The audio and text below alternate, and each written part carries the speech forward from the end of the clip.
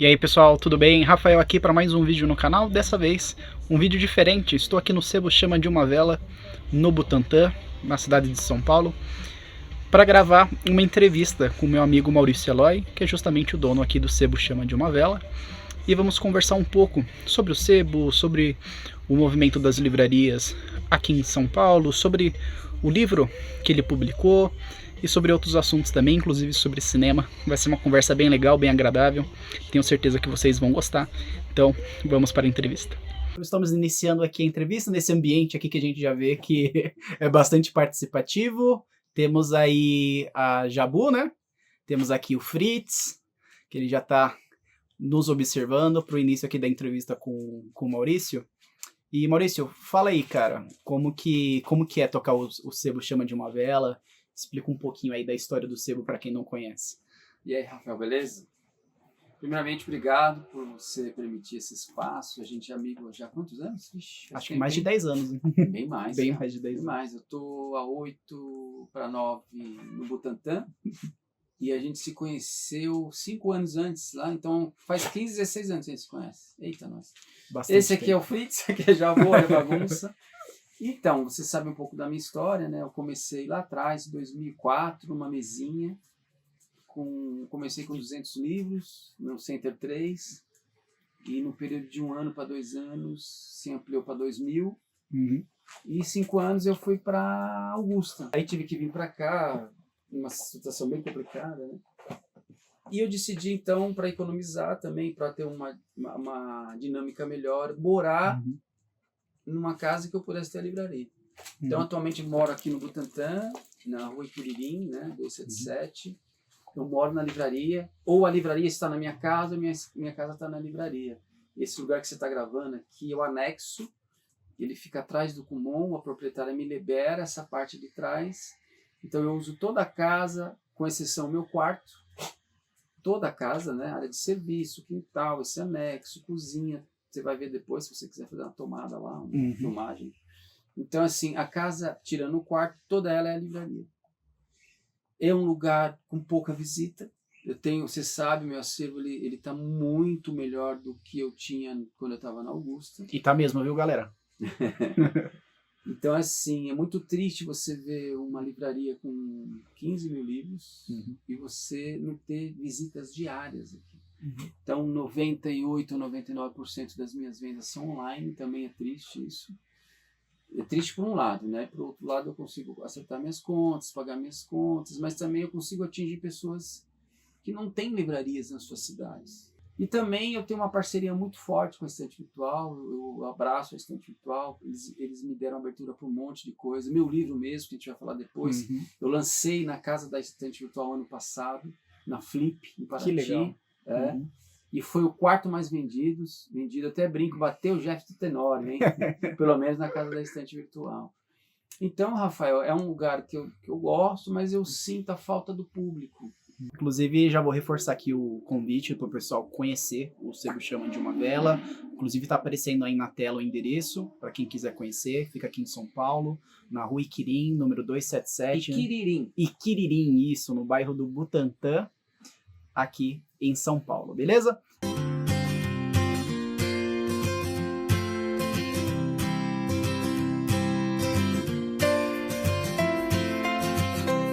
Por que os sebos conseguem sobreviver, alguns deles? Porque eles têm dinheiro.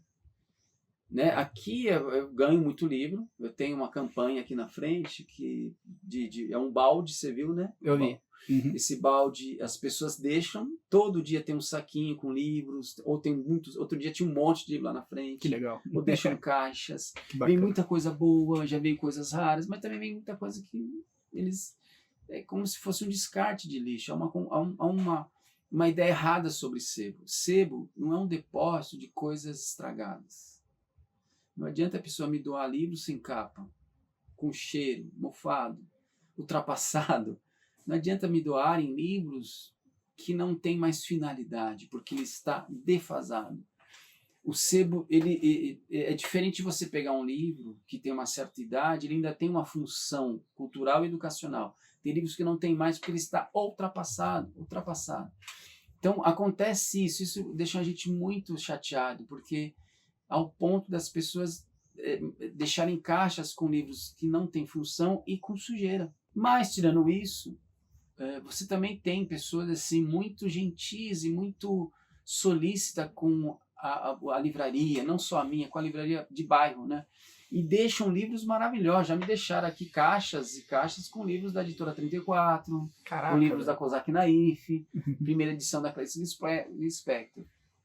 Mas eu percebo, isso é comum na conversa com os amigos. Gente, livraria de livro usado não é um depósito de livro que não tem função. Não é?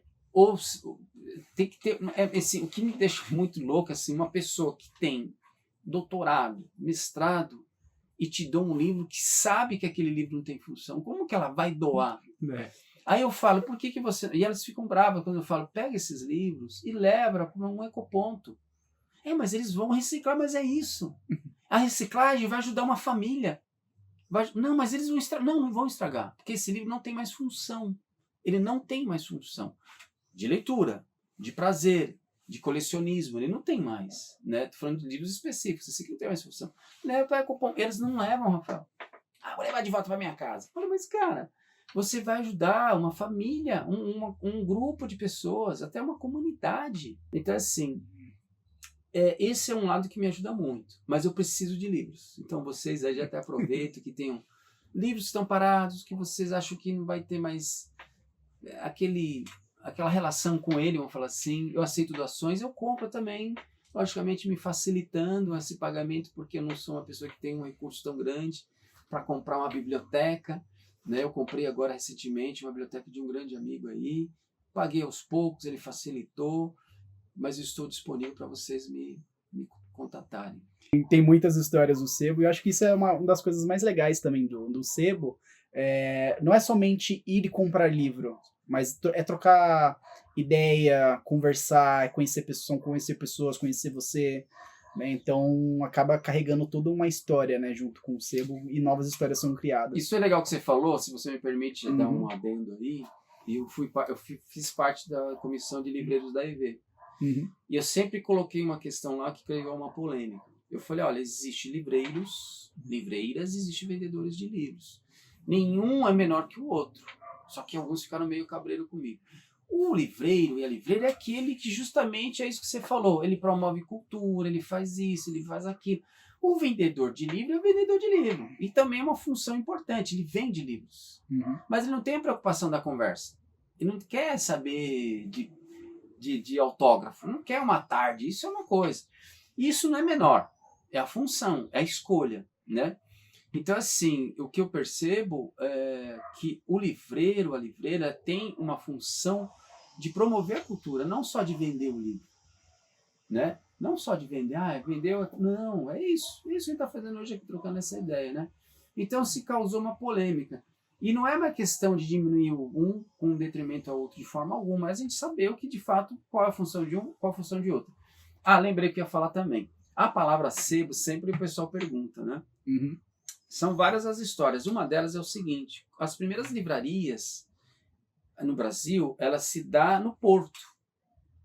Não tinha livraria. Os caras pilhavam os livros ali, perto dos navios ali, e encebavam. Que interessante. Outra que, assim, no começo ali, mesmo no início do século XX, você não tinha ainda uma projeção de luz elétrica. Então era tudo à base de vela. E o livro ficava próximo à vela. E as velas pingavam na folha, às vezes. Sim. Outra coisa que eles falam também é que a pessoa tinha o costume de... Lembra do nome da rosa? Que isso é um perigo, hein, gente? De molhar o dedo para coisar a folha. Passar a página. Né? Então, assim, logicamente que é uma palavra que causa também uma certa confusão. Tem livreiros que não gostam da palavra sebo. Porque um sebo ele pode ter tanto uma quantidade de livros novos como uma quantidade de livros usados. Só que é de característica de livro usado. Mas ele pode ter livros novos. Então, assim, eu faço questão de falar livraria, sebo chama de novela. Porque a maioria do que eu vendo é livro usado. E aí, até falando, vamos continuar falando sobre livros. O Fritz ali, ele tá praticamente como o guardião do seu livro, né? Que é o Quando Eu Falava com os Eucaliptos. E aí eu queria que você falasse um pouco sobre o seu livro, do que ele se trata, o que te motivou a escrever esse livro. Se você puder mostrar aí pro pessoal também na câmera, aí, ó. Quando eu falava com os eucaliptos. Ó, Pela editora Garopa, né? Isso. Boa. Isso que eu ia falar. Antes de falar do meu livro, eu acho que é importante, lógico, é muito difícil quando você lança um livro para uma editora pequena. Você não vai ter a projeção, você não vai ter muitas garantias. Não é culpa da editora, porque ela não tem recurso, como tem uma editora grande. Agora mesmo, eu não me inscrevi para o Prêmio Jabuti porque a inscrição era quase R$600. Eu não tenho como tirar R$600 do meu orçamento. Não tem. Agora, se eu tivesse, logicamente, numa editora grande, ela ia bancar, mas coitada da minha editora, não tem condições de bancar. Porque não seria justo bancar só para um e não bancar para outro.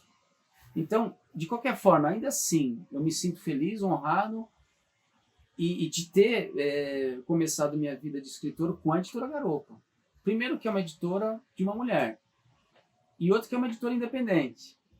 E é uma editora de uma qualidade excepcional. Você lê o meu livro, você tem meu livro na sua casa, e é de uma qualidade excepcional. Vocês podem ver a qualidade. Realmente o trabalho editorial, galera, do livro tá muito caprichado. Muito caprichado. Muito. Olha, a capa são os meus desenhos. Sim, primeiramente agradeço muito pela editora Garopa, em nome, né, da editora, criadora, idealizadora, escritora, poeta, professora, Marina, por ter aceito o meu projeto, e ela aceitou de uma maneira muito bacana, porque eu tinha poucos meses para lançar na Flip, era para ser numa outra editora médio porte, ia ter uma tiragem muito maior, desisti dessa editora e fui para a editora Garopa da Marina Ruivo, que é poeta, professora e tal. Então agradeço a Marina, agradeço a toda a equipe, todas as pessoas envolvidas no livro, que ficou um livro muito bacana. O livro, assim, quando a gente publica e a gente não tem uma assessoria de imprensa, a gente não tem uma dinâmica como chama, distribuição. Lógico, o livro ele começa a ficar tímido na sua venda. Ela apaixonou, eu vendi bastante até, eu vendi mais de 100. Né? Tanto que eu vendi mais, eu fui o quarto mais vendido na casa da estante virtual na Flip. Então, assim, mas independente disso, ainda assim, mesmo se eu fosse fazer de novo, eu publicaria com a Garopa. Por tudo isso que eu falei, pela qualidade, pelo carinho, pelo respeito, por aceitar. O livro, ele é um projeto que vem de uma experiência pessoal muito forte na minha vida, que foi o envolvimento afetivo com meu tio Olésio, né? Meu tio já é falecido, ele morre em 1995, ele tinha vários fatores, ele era alcoólatra, ele tinha câncer, ele tinha diabetes, ele era um homem que tinha muitas comorbidades e era uma pessoa muito triste, apesar dele ter, você que não conheceu, Rafael, mas se você tivesse conhecido, você ia entender, apesar dele ter assim um ar de uma pessoa muito sábia, né? Ele fez até o que ele chamava de quinto grau, como é que é? Quinta série, do primeiro grau, mas era uma pessoa que compunha música, não tinha livros, raro livros, lá onde a gente morava em Guaianazes. Então, assim, é um livro de literatura, não é um livro infantil e não é um livro autobiográfico. É um livro de literatura que conta as memórias de um menino, logicamente que tem a ver comigo, sua relação com seu tio e com aquele lugar que tinha pouco recurso.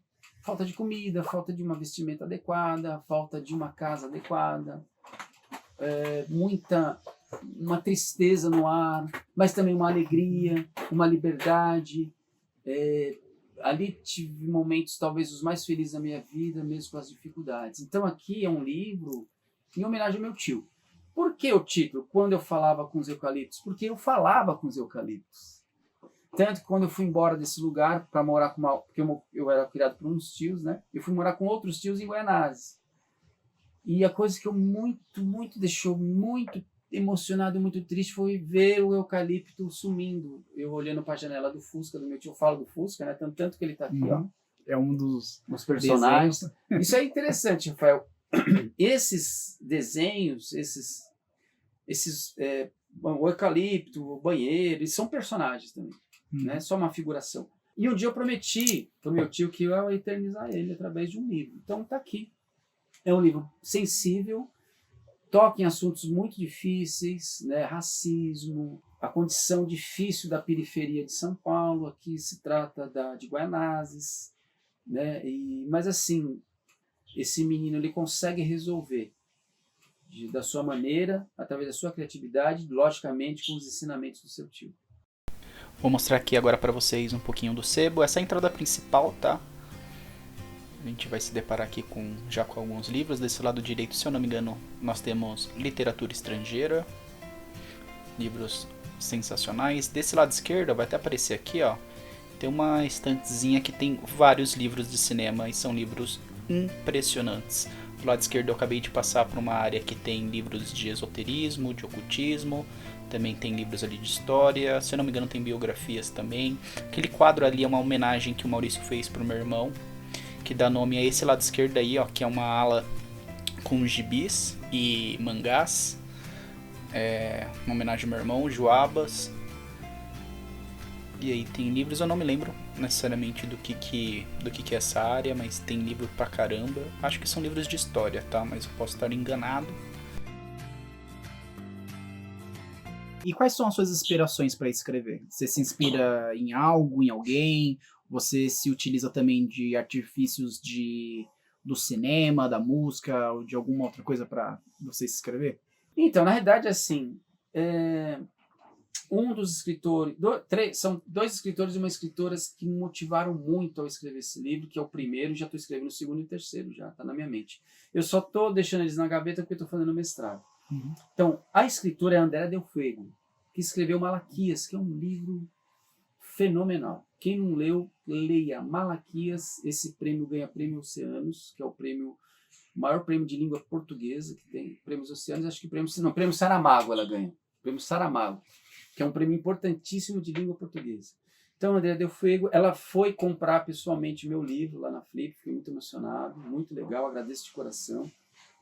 O escritor brasileiro é o Raduan Assar, que escreveu Lavoura Caica. A forma dele escrever, eu falei, nossa, é impressionante.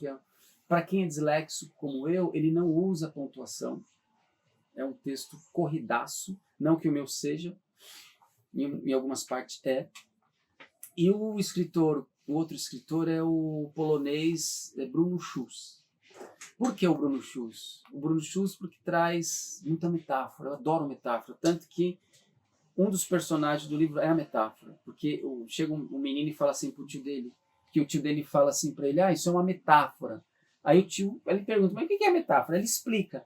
Aí ele fala, nossa, então eu sou uma metáfora, né? Então, o Bruno Schulz, ele entra com essa questão da metáfora e a forma metafórica quase que constante, principalmente Lojas de Canela, do Bruno Schulz, me cativou muito.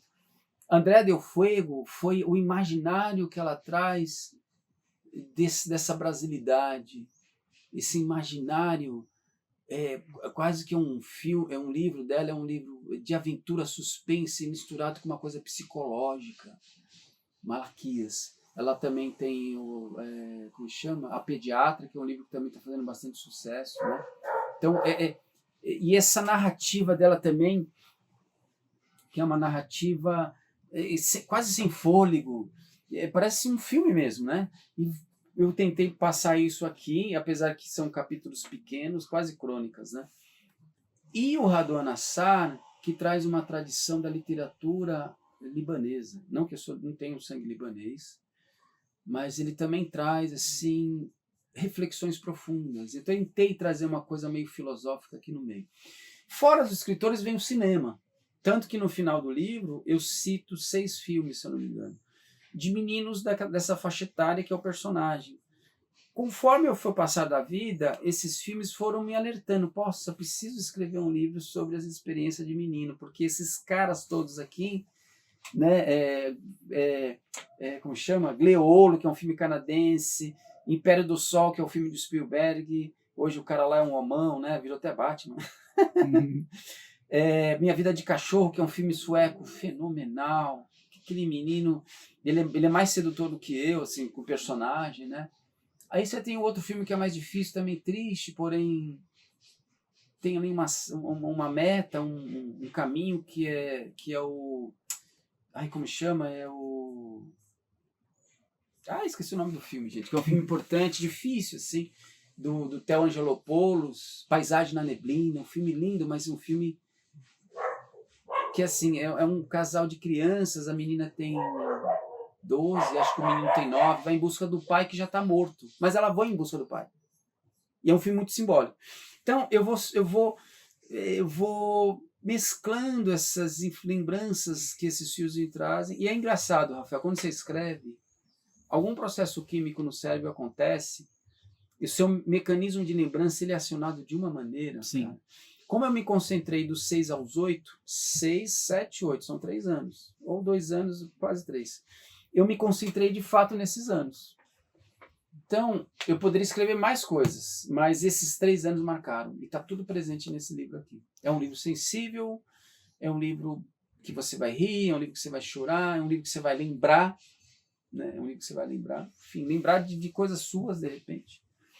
Que legal. E aí você até tocou no cinema, para quem sabe, você sabe, né? E para quem não sabe, os 3 temas que eu acabo abordando, seja no Instagram, seja aqui no meu canal do YouTube, é falar sobre cinema, falar sobre música e falar sobre dicas de leituras, né? E falando sobre cinema, para você, quais são os 3 filmes que são simplesmente imperdíveis? São 3 filmes ali que você assistiu, de alguma forma ele acabou te tocando, te emocionando, te marcando, e que você colocaria aqui como indicação para quem está nos assistindo agora. Olha, é difícil, né? É muito difícil. Você sabe que eu fiz linguagem cinematográfica na faculdade, minha formação é História da Arte e Artes Visuais, e fiz 3 anos de extensão em linguagem cinematográfica. O que é isso? É leitura de filme, análise. É leitura mesmo, é analisar. Cara, é difícil, mas eu vou ficar com Minha Vida de Cachorro, que é um filme sueco, de um menino que tem a Laika. É um filme sueco. Tem a Laika, que é a primeira cachorra, né? O nome é homenagem, lógico, a primeira cachorra que vai para o espaço. E é um filme sensível de um menino que vê a mãe sendo internada no hospício por ela ter esquizofrenia. E ele se vê separado do irmão, que ele era muito colado com o irmão, que o irmão vai para um lugar e ele vai para uma família num vilarejo, e ele transforma o vilarejo, Rafael. Ele joga bola, ele gosta de jogar bola, só que ele é fanático por boxe também, ele gosta de boxe. Nesse time de futebol que ele joga, tem uma menina, que ela parece um menino, ela coloca uma fita para os selos não aparecer, porque se aparecer os selos ela não poderia jogar. E ela é uma das melhores jogadoras ali, e ela se apaixona por ele.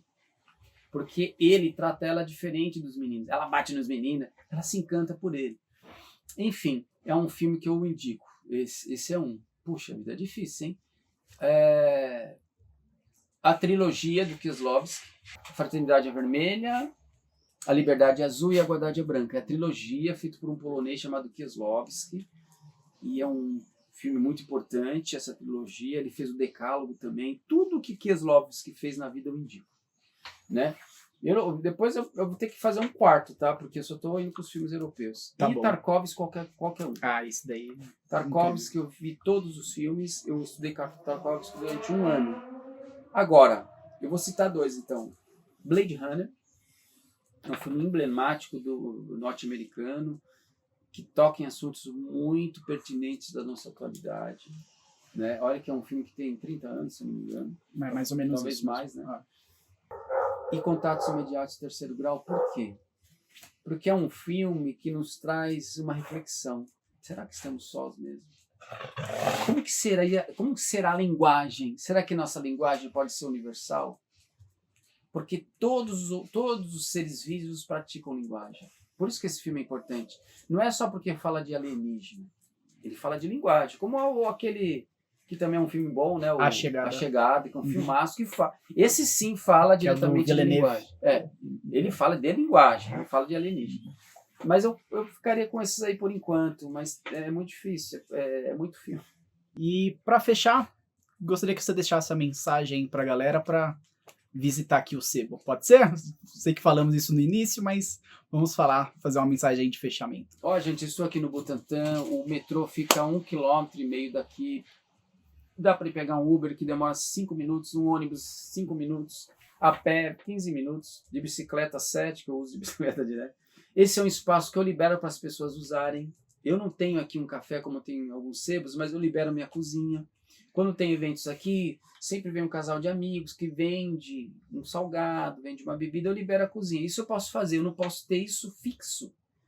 Mas quem quiser usar para aniversário, quem quiser usar para fazer um debate literário, eu tenho um projetor, eu tenho caixa de som. Então, assim, e venham visitar a livraria. Vocês que são do Butantã, da Zona Oeste, que estão aqui perto, né? Do Morumbi, enfim, mesmo da Paulista para cá é 10 minutinhos de carro, de metrô é 20 minutos. Então, visitem as livrarias de bairro. Eu aceito doações de livros, menos de livros de direito, menos livros de ensino médio fundamental, que não é o meu público. Meu público é mais de ensino universitário. Aceito livros também esotéricos, livros dessa área, né? Enfim, compro livros também, mas mediante a uma facilitação para o pagamento, né, Rafael? Porque eu preciso de livros. Uhum. Né? A livraria ela consegue viver e suprir a cultura, não só do bairro, mas de todos, com os livros. E venham visitar. É a livraria mais caseira de São Paulo. Eu moro aqui, né? Não é legal aqui, né? Tem o quintal da livraria. Aqui é muito legal. Eu Tem adoro os cachorrinhos, tem os cachorros, aqui, tem os gatos, Então, assim, tem o Maurício. eu convido vocês a virem, ela quer cola, convido vocês a virem visitar, conhecer, e quiserem usar para fazer debate, reuniões, sabe? Eu não cobro nenhum tipo de porcentagem. Leve um livro, lógico, ela tá me tampando. Leve um livro, ajude o livreiro, a gente tem que pagar a conta também, né, Rafael? Exato. E vamos valorizar as pequenas livrarias, as editoras independentes, vamos abraçar os livreiros, as livreiras, e porque a livraria é um espaço democrático e é um espaço de resistência, sempre. Sim. Compre meu livro, tem na Amazon com desconto. Se puder comprar na editora, lógico, melhor, porque você incentiva a editora e ajuda a editora a vender. Não que ela não está recebendo da Amazon, ela está, mas sempre é bom valorizar. Incentive os escritores iniciantes, as escritoras iniciantes, né? É um livro muito sensível, muito bacana. Você vai rir, você vai chorar e você vai refletir e você também vai estimular, com certeza, algum momento de lembrança da sua vida.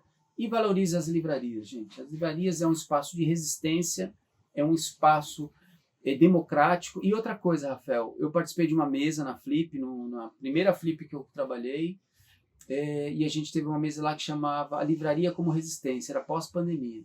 Livraria como Resistência, sobre vários aspectos, e o poder do livro usado, né? Porque, assim, muitas vezes você tem um livro usado que não tem mais publicação nas livrarias. Por quê? Os direitos autorais, ele está esgotado, enfim, são vários fatores. Então, você consegue encontrar nos sebos, e a gente tem que valorizar. Eu vejo que tem muitas feiras literárias que não convidam os sebos. Nós somos invisíveis. Essa é outra coisa que eu queria falar. Nós, de livraria de livros usados, de sebos, nós somos invisíveis. Raramente alguém convida a gente para algum evento. Por isso que eu agradeço de coração, e eu tô sempre assim defendendo a estante virtual. Eu participei da 4ª Flip com muito carinho, foi muito boa, foi excelente, foi uma das melhores flips, sabe? Então, assim, tenho que agradecer aqui, Rafael, esse espaço pela estante virtual. E a estante virtual é como fala, é um meio de adquirir livro com honestidade, porque, né, você tem ali uma grande quantidade de pessoas, de várias profissionais ou não, vendendo livros lá, e consegue atingir o Brasil inteiro, né, Rafael? Uhum. Mas é isso. Venham visitar aqui no Butantã, Rua Iquiririm 277, e você vai ter aqui a presença do Fritz, né, Fritz? Então é isso. Então essa foi a entrevista com o Maurício Eloy. A entrevista, ela foi até maior do que essa que vocês viram. Ela foi uma entrevista de 45 minutos, um pouco mais do que isso, mas evidentemente eu tive que fazer alguns cortes para não ficar muito longo. E uma outra coisa que eu gostaria de falar, é que em breve eu vou fazer uma nova visita ao Maurício, mostrando outras coisas do sebo, os tipos de livros que vendem lá, algumas coisas raras, livros que são cruciais para vocês ler, então vai ser um vídeo bem legal, não tem uma data definida ainda, mas em breve eu vou trazer isso para vocês, assim como de outros sebos também, muito provavelmente, tá bom? Então se você gosta de assuntos sobre cinema, sobre música e dicas de leitura, então me siga aqui, deixa seu like se você gostou do vídeo, assim como deixe um comentário e até a próxima, falou!